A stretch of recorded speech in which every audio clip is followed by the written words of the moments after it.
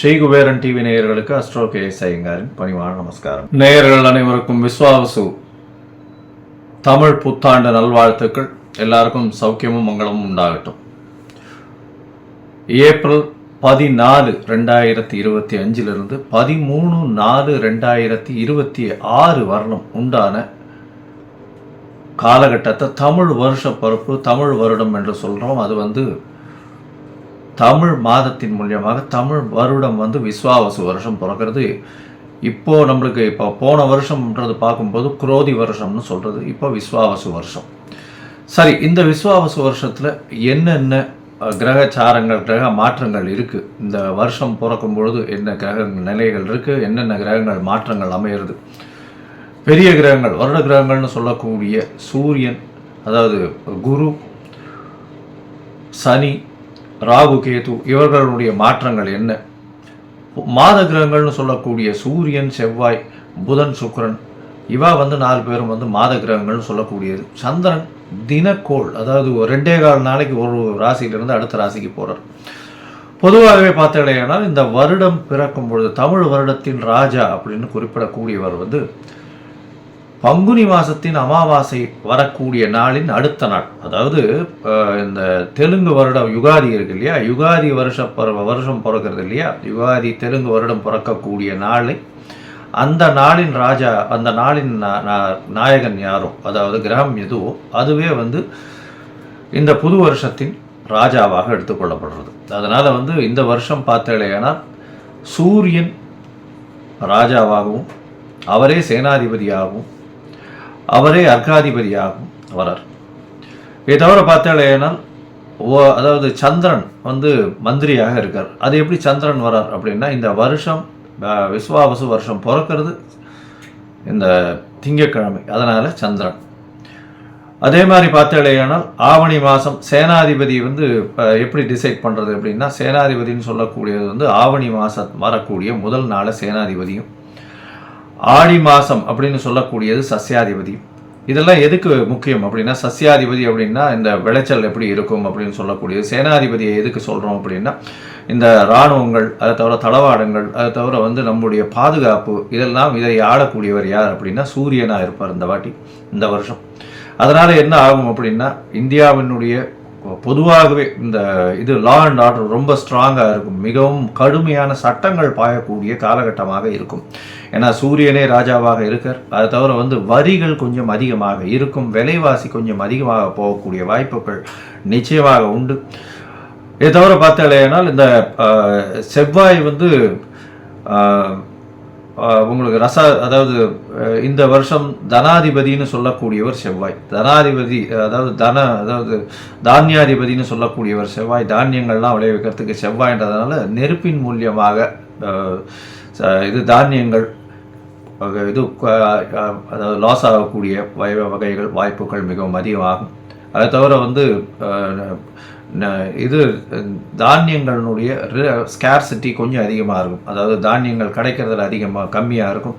அதன் மூலியமாக விலைவாசிகள் ஏறக்கூடிய வாய்ப்புகள் மிகவும் அதிகம்.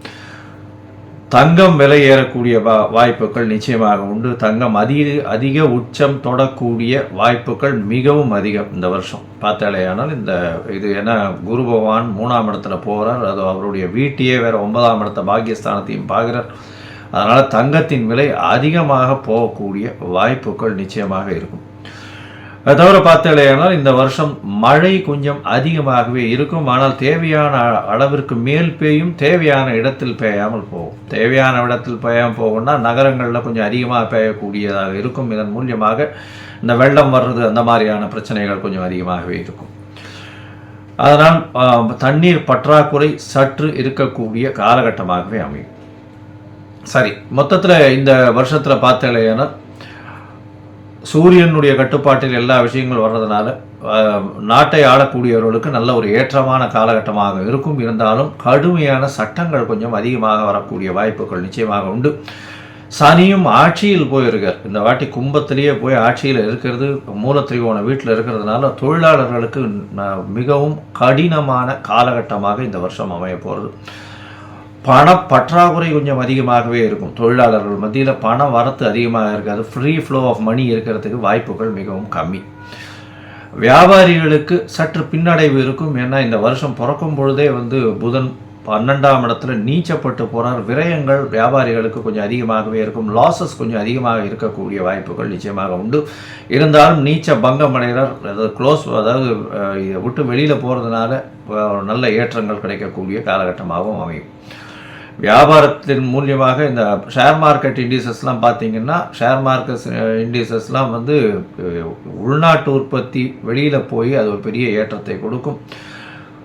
இம்போர்ட் எக்ஸ்போர்ட் பிஸ்னஸ் ஒரு பெரிய மாற்றம், பெரிய உச்சத்தை தொடக்கூடிய வாய்ப்புகள் நிச்சயமாக உண்டு. மொத்தத்தில் பார்த்தோம்னா இந்த வருஷம் பெரிய ஏற்றம் நல்லபடியாக இருக்கும். பெண்களுக்கு மிகவும் ஏற்றமான வருஷம். பெண்கள் நல்ல எல்லா இடத்துலையும் ஒரு ஐகானிக் ப்ரெசன்டேஷன் இருப்பாங்க. ஏன்னா சுக்கிரன் உச்சம் பெற்று போயிருக்கக்கூடிய காலகட்டத்தில் இந்த வருஷம் பிறகுறது அது ஒரு பெரிய ஏற்றம். பரிவர்த்தனை யோகத்திலையும் பிறகுறது, அதாவது குருவின் பரிவர்த்தனையும் இருக்குது. அதனால் பணம், பெண்களின் கையில் பணம் ரொம்ப அதிகமாக இதுவாகும். அதாவது அதே மாதிரி இந்த களியாட்டங்கள்னு சொல்லக்கூடிய இந்த கிளாமர் இண்டஸ்ட்ரியில் கொஞ்சம் அதிகமாக செலவுகள் அதிகமாக இருக்கும். ஃப்ளாஷி இண்டஸ்ட்ரியில் கொஞ்சம் அதிகமாக இருக்கும். அது தவிர போதை வஸ்துக்கள், அது தவிர இந்த மதுபானங்கள் இதெல்லாம் அதிகமான விலை ஏறக்கூடிய, அதிகமாக கன்சியூம் பண்ணக்கூடிய வாய்ப்புகள் மிகவும் அதிகமாக இருக்கும். சரி, இந்த வருஷத்தினுடைய மாற்றங்கள் என்னென்ன அப்படின்றத பார்ப்போம். இந்த வருஷம் பிறக்கும் பொழுது பார்த்தோம்னா சூரியன், அதாவது சித்திர மாதம் அப்படின்றதுனால சூரியன் உச்சம் பெற்று மேஷத்தில் மேஷ ராசியில் இருக்கார். காலபுருஷ தத்துவத்தின் 2ஆம் ராசியில் குரு, 4ஆம் ராசியில் அதாவது கடகத்தில் செவ்வாய் நீச்சப்பட்டும், கேது 6ஆம் இடத்திலும், சனி ஆட்சி மூலத்திரிகோணத்தோடு கும்பத்திலையும், அது தவிர ராகு, புதன், சுக்கிரன் இந்த 3 கிரகங்கள் மீனத்திலையும் இருக்குது. இந்த வருஷம் ஆரம்பிக்கும் பொழுது இந்த வருஷத்தின் வரக்கூடிய பெயர்ச்சிகள்னு பார்த்தோம்னா, முதல்ல வரக்கூடிய பெயர்ச்சி அப்படின்னா 26/4/2025 அன்னைக்கு ராகு கேது பெயர்றார். வாக்கிய பஞ்சாங்கம் பிரகாரம் ராகு பகவான் மீனத்திலிருந்து கும்பத்திலும், கேது கன்னியிலிருந்து சிம்மத்திலையும் வரார். இந்த வருஷம் பார்த்தாலேயானால் குரு பெயர்ச்சி வருது. குரு 11/5/2025 குரு தன்னுடைய ரிஷப ராசியிலிருந்து மிதுன ராசிக்கு போகிறார். அதாவது அவர் பரிவர்த்தனை யோகத்தில் இருந்தார். ரிஷப ராசியிலிருந்து மிதுன ராசிக்கு போகிறார் குரு. இந்த வருஷத்தில் கடைசியில் மார்ச் 6ஆம் தேதி 2026ஆம் வருஷம் அப்போ சனியினுடைய மாற்றம் இருக்குது. சனி வாக்கிய பஞ்சாங்க பிரகாரம் 6/3/2026 அன்னைக்கு தான் மாறுறார். கும்பத்திலிருந்து மீனத்துக்கு போகிறார். இதுதான் இந்த வருஷத்தினுடைய வருட கிரகங்கள்னு சொல்லக்கூடிய குரு, ராகு, கேது, சனியினுடைய மாற்றங்கள். சரி, இந்த மாற்றங்கள் என்னென்ன ஏற்றங்களையும் இறக்கங்களையும் கொடுக்கும்? மேஷம் முதல் மீனம் வரை உண்டான ராசிக்காரர்களுக்கு எப்படி இருக்கும் அப்படின்றத பார்க்கலாம். இது நடுவில் என்னுடைய மொபைல் நம்பர் ஸ்க்ராலிங்கில் வந்துருக்கும். உங்களுக்கு அஸ்ட்ராலாஜிக்கல் கன்சல்ட் தேவைப்பட்டதுன்னா நீங்கள் எனக்கு ஃபோன் பண்ணுங்க. உங்களுக்கு உண்டான அப்பாயின்மெண்ட்டை தரேன். உங்களுடைய date, time, place of birth, உங்களுடைய பெயர், தாய் தகப்பனார் பெயர் அனுப்பிச்சி வைங்க. என்னுடைய கட்டணம் என்னென்னு போடுறேன். அதுக்கப்புறம் உங்களுக்கு அப்பாயின்மெண்ட் தரேன். உங்களுடைய அப்பாயின்மெண்ட்டை போடும்போது உங்களுடைய ஹாரோஸ்கோப் போடுவோம். ஹாரோஸ்கோப்பில் சந்தி இருக்கான்னு முதல்ல பார்க்கணும். ஏன்னா நட்சத்திர சந்தி, பாத சந்தி, அது தவிர லக்ன சந்தி இதெல்லாம் இருந்ததுன்னா இந்த காலகட்டத்தில் நன்னா இருக்குன்னு நினச்சின்னு இருப்போம். ஆனால் நன்னா இருக்காது. எதனாலன்றதே புரியாது. உங்களுக்கு துலா லக்னமாக இருக்கும், நல்ல தசை நடக்கிறதுன்னு நினச்சின்னு இருப்போம். ஆனால் நல்ல தசையாகவே இருக்காது உங்களுக்கு. ஏன்னா அது லக்ன சந்தியாக வந்திருக்கும். விசாகம் 3ஆம் பாதம் நினச்சின்னு இருப்பீங்க, விசாகம் 4ஆம் பாதம் ரிச்சிக லக்னமாக இருக்கும். அதனால் நிறைய பேருக்கு என்கிட்ட வர்றவாளுக்கு 40, 45 வயசு, 50 வயசுலாம் இருக்கிறவாள்லாம் அவள் நட்சத்திரமே தெரியாமல் அவள் மிருகசீரிஷம்னு சொல்லிட்டு இருப்பாள். மிருகசீரிஷம் 2ஆம் பாதம்னா ரிஷபத்தில் வரும், 3ஆம் பாதம்னா மிதுனத்தில் வரும். அதனால் அந்த மாற்றத்திலேயே அவர்கள் எதுக்கு யாருக்கு அர்ச்சனை பண்ணுறோம்னே தெரியாமல் பண்ணிட்டு இருப்பாள். அதனால் சந்தி முதல்ல தெரிஞ்சுட்டு எந்த நட்சத்திரம், என்ன பாதம், என்ன லக்னம், என்ன லக்னத்தின் பாதம் அப்படின்றத தெரிஞ்சுட்டு அவர்களுக்கு இப்பொழுது ஏற்ற தசையாக இந்த காலகட்டத்தில் நடக்கக்கூடிய தசாபுக்தி, அந்தரம், சூக்ஷ்மம், அதை தவிர கோல்சாரம் எப்படி இருக்குது அப்படின்றத வச்சு அவர்களுடைய பலன்கள் எப்படி இருக்கும் அப்படின்றதையும் சொல்கிறேன். சரி, இப்போ மேஷம் முதல் மீனம் வரை விஸ்வாசு வருஷம் 2025-26 ஏப்ரல் 14 முதல் 2025 ஏப்ரல் 13 வரை 2026 வரை உண்டான பலன்கள் ஒன்றொன்னா பார்க்கலாம். தனுசு, மூலம், பூராடம், உத்திராடம் இந்த 3 நட்சத்திரம் 9 பாதங்களை கொண்ட ராசி. ராசியின் அதிபதி அப்படின்னு சொல்லக்கூடியவர் குரு. இவ்வளவு நாளாக உங்களுக்கு ஒரு பெரிய ப்ராப்ளம் இருந்தது. ராசிநாதன் 6ஆம் இடத்துல போய் இருந்தார், மறைஞ்சிருந்தார். உடல் நலத்தில் சற்று பின்னடைவு இருந்துகிட்டே இருந்தது.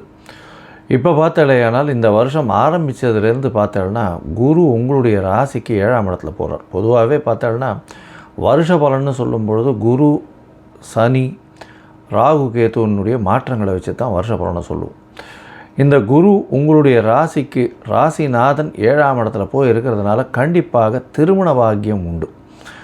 உடல் நலத்தில் நல்ல ஏற்றம் இருக்கக்கூடிய காலகட்டமாக இருக்கும். கூட்டு தொழிலில் எல்லாமே கைகூடக்கூடிய காலகட்டமாக அமைய போகிறது. முயற்சிகள் எல்லாமே வெற்றி பெறக்கூடிய பாக்கியம் உண்டு. உங்களுக்கு பார்த்தோன்னா தொழிலில் அபரிமிதமான லாபம், அபரிமிதமான ஏற்றம் இருக்கக்கூடிய காலகட்டமாக அமைய போகிறது.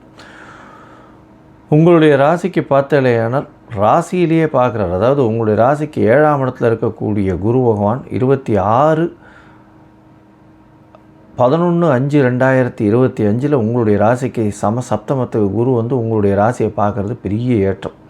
அது தவிர பார்த்தேன்னா உங்களுடைய ராசிக்கு 11ஆம் இடத்தையும் பார்க்குறார், 3ஆம் இடத்தையும் பார்க்குறார். இதன் மூலியமாக நல்ல ஒரு ஏற்றம் இருக்கும். முயற்சிகள் எல்லாமே வெற்றி பெறக்கூடிய வாய்ப்புகள் நிச்சயமாக இருக்கும். மூத்த சகோதரர்கள் மூலியமாக சிறு சிறு பிரச்சனைகள் வந்தாலும் வெற்றி வாகை சூடக்கூடிய வாய்ப்புகள் நிச்சயமாக இருக்குது. ராசிக்கு 11ஆம் இடத்துல நல்ல ஒரு ஏற்றம் இருக்கக்கூடிய காலகட்டம். அதாவது தொழில் ஸ்தானம், சொந்த தொழில் பண்ணுறவாளுக்கெல்லாம் பெரிய ஏற்றம் கிடைக்கக்கூடிய வாய்ப்பு உண்டு. 3ஆம் இடத்தில் முயற்சி ஸ்தானத்தில் சனி பகவான் இருக்கிறதுனால முயற்சிகளில் எல்லா விதமான முயற்சிகளும் வெற்றி பெறும். இருந்தாலும் இளைய சகோதரர்களோட சிறு சிறு மனக்கரசப்பு இருக்கக்கூடிய வாய்ப்புகள் உண்டு.